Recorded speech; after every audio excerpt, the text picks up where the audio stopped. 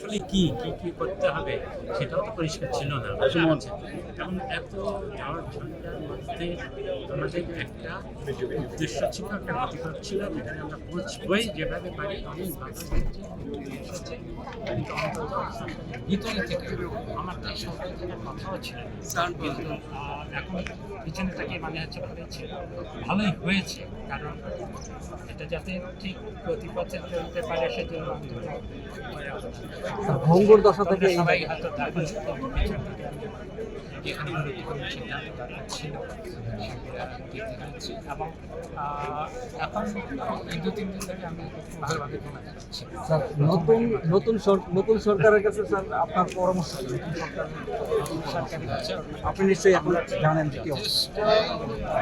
কষ্ট করেও আমি বলবো যে একটা জায়গায় স্থিতিশীলতা এসেছে, কিন্তু সুশাসনের জন্য যে রাজনৈতিক দলগুলোর সবচেয়ে বেশি দায়িত্ব বর্তায়।